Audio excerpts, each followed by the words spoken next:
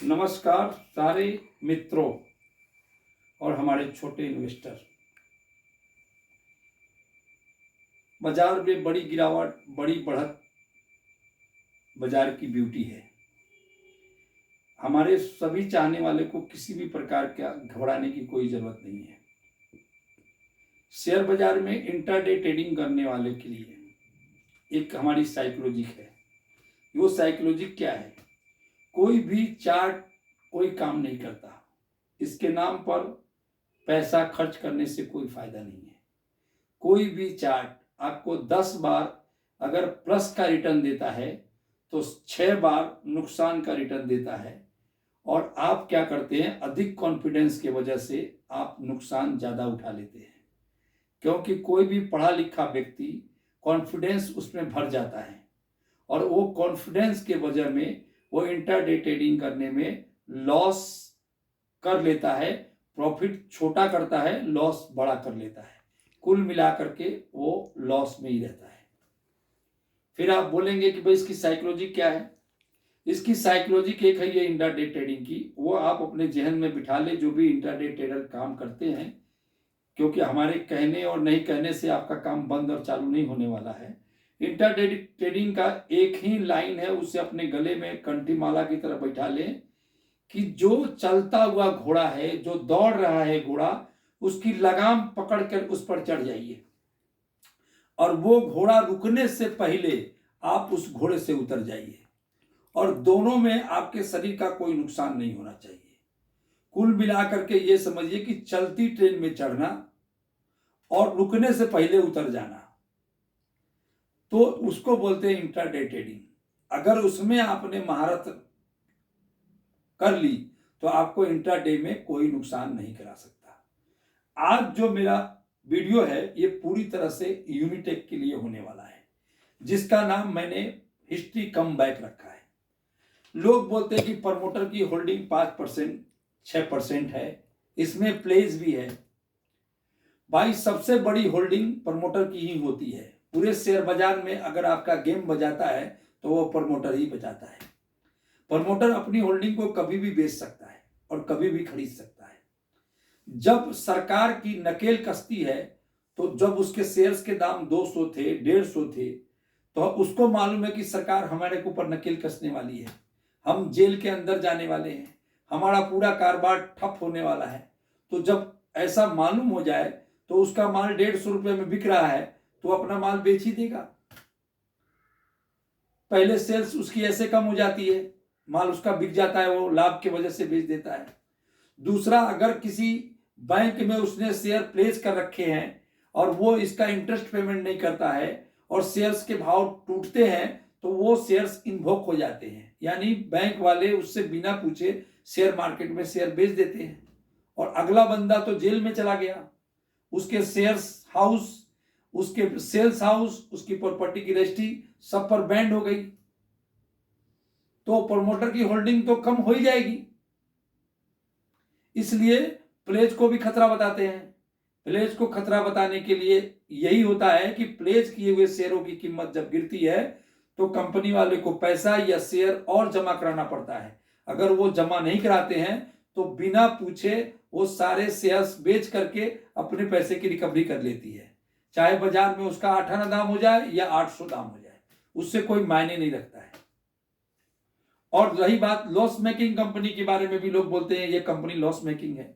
साहब, इसका सेल्स रुकी हुई है, लैंड पार्सल की बुकिंग रुकी हुई है, ये बंदा 10 साल से जेल में है, तो इसकी जब सेल्स नहीं है, इसका कोई काम नहीं हो रहा है, ये जमीन कोई बेच नहीं रहा है, कोई खरीद नहीं रहा है, और तो इसकी सेल्स रुकी हुई है। जो इसके पास इनकम है वो इसकी रेंटल इनकम है और उस रेंटल इनकम के सामने उसके जो स्टाफ लगे हुए हैं वो उसकी खर्च हो गया, और जो इनको गवर्नमेंट को इंटरेस्ट देना है बैंकों को वो इनका घाटे का हो गया। तो इस प्रकार का इनका बजट पेश होता है।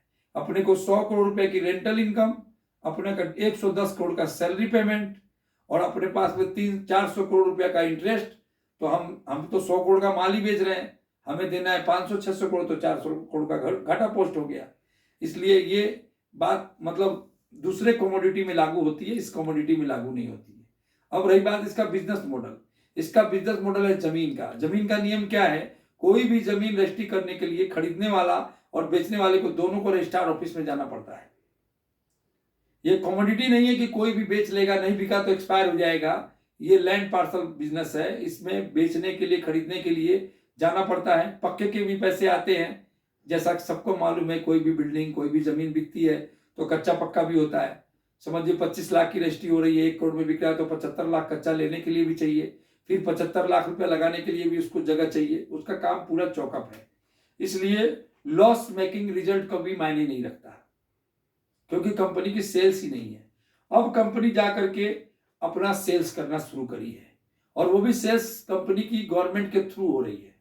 यानी जो माल बिकेगा उसमें गवर्नमेंट अपना पैसा टैक्स का, बैंक का और भी वगैरह वगैरह जो भी लेबिलिटी उसके ऊपर है उसका वसूल करेगी, और उसको बना करके अपने बुकिंग वाले को माल देगी।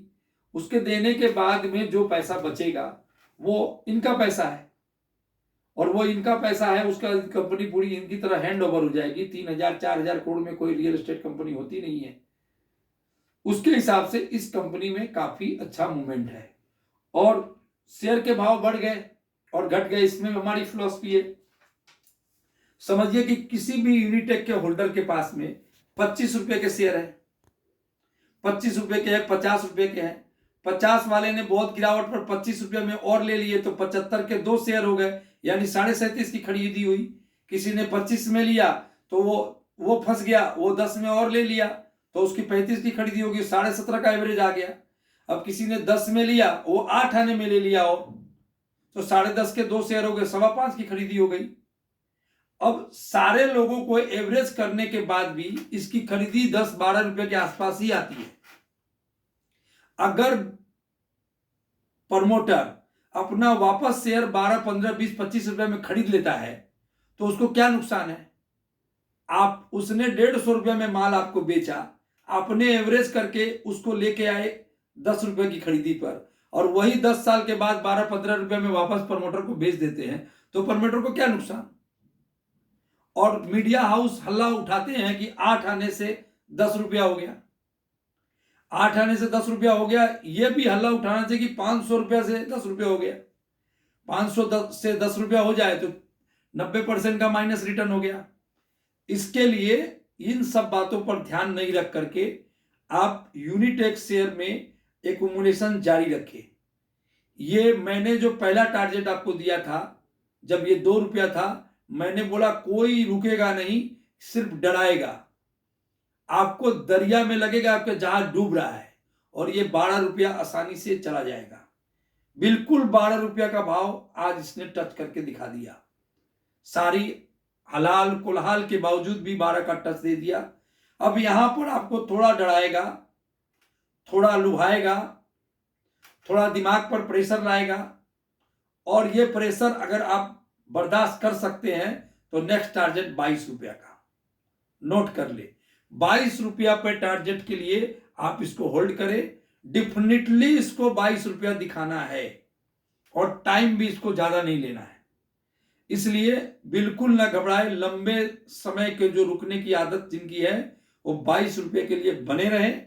22 रुपये से पहले किसी का एवरेज नहीं होता है। 22 रुपये आने पर ही सारे लोग जो पुराने होल्डर हैं वो बेचने की तादाद में खड़े हो जाते हैं। वहां कोई बड़ा इन्वेस्टर आएगा तो 22 से ऊपर का सफर के लिए गाड़ी खुलेगी, वरना वो 22 रुपये पे ही अप एंड डाउन करता रहेगा। नमस्कार, थैंक यू।